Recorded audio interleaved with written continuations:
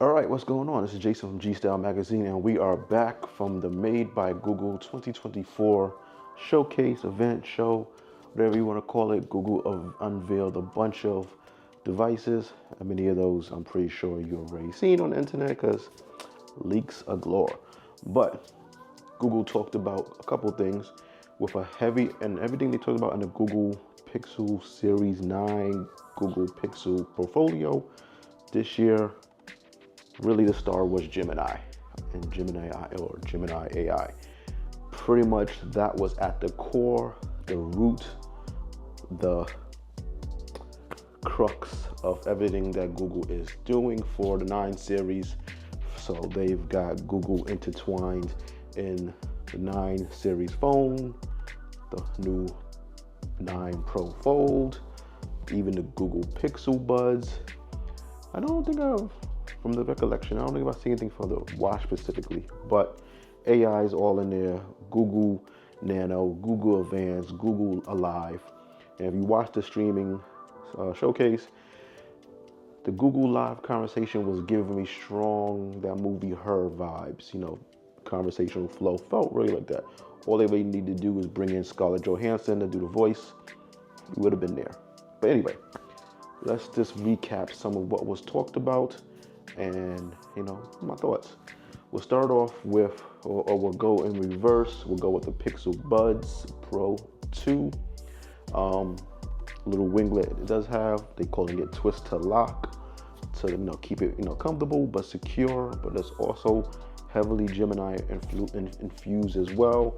With you able to have natural conversation flow with Google Live. That was interesting. Definitely want to check that out. Definitely want to see if it gives me Her vibes.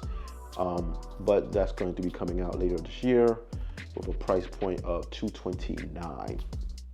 And then that's the Pixel Buds 2. Then as we move on, let's go back a little bit further. They did talk about the Pixel Pro 9 Pro Fold. Definitely got a chance to check on that live and in person. Got hands-on in there. And I must say it definitely feels thinner.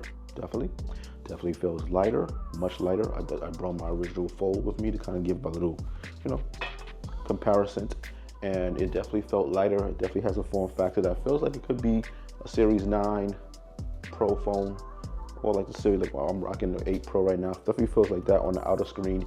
Definitely opens up wider into a nice wide, more square screen on the inside. Looks good. Crease looked decent. Brightness was looking good.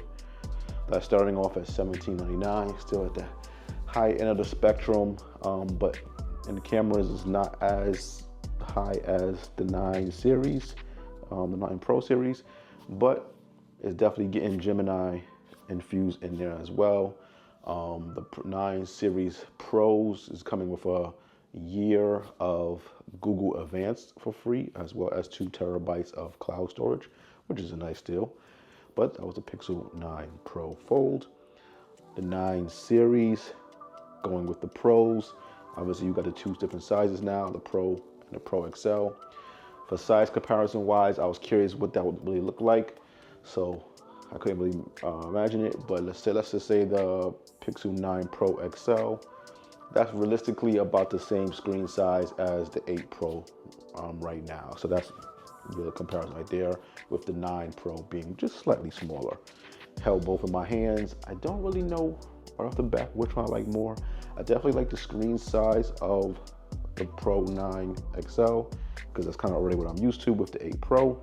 But as far as the new 9 Pro, it definitely felt good in the hand. Slightly smaller. Didn't look like I was going to be missing that much, but that might just come up to having to have both of them in my face and kind of seeing which screen size I like better. So, but that's starting at, let's see if I can remember the prices. For the 9 Pro, that's going to be $999. For the Pro XL, that's going to be $1099 starting, with various sizes based upon the hard drive size. With the 9 Series 9 coming in at I think it was like $799. And then let's talk about the watch. Pixel Watch 3 definitely has some features that I'm curious about.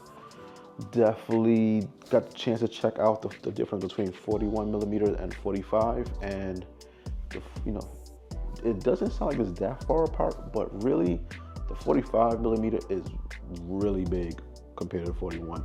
I had kind of gotten used to the 41 with the Pixel Watch 2, so I don't have a complaint about it. You know, I know some people want a bigger size and big size screen. I don't really have no complaint about it. I can see what I need to see, and if it's just right. I did have a chance to put on the 45 millimeter on my wrist, and that screen just looks massive. I mean, I guess because I'm used to the 41, it looks massive.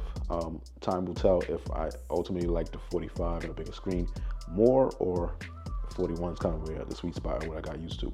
But I did get to try that. We will be, reviewing that soon enough. I'll definitely get some real worlds, so to see how I feel about each one. But kind of exciting features about that was announced. The main one for me was the more Google Home integration. With the Pixel Watch 2, I'm able to see snapshots or thumbnails of my cameras when people walk by it. With the Pixel Watch 3, you now have the ability to watch the live feed from the camera, which I think that's a nice little feature to have. Obviously, there's fitness stuff in there, real world tracking, more accurate tracking when you're running, heart rate sensors and all that. Google readiness, and now on them using some of that AI smarts, kind of pre-planning your workouts, giving you full readiness scores on how ready you are for today's workout. A lot of AI baked into across the Pixel portfolio line. So definitely will give that a run through its paces, no pun intended, but we'll see more of that in the time to come, and then I'll share that with you guys. That was my quick recap on the Made by Google 2024 event. Lots to be excited about. Some things, actually one question added there too. I'm curious if that live feed stuff, or all the stuff they talked about for the Pixel Watch 3 will ultimately go passed down to the 2, because a lot of the hardware specs besides battery, screen sizes, and some brightness is kind of the same. So hopefully they'll be able to pass that down to this. But quick recap. G-Style Magazine, Jason Anderson. We are in Mountain View, California. First time at the Google HQ. Thank you for your hospitality.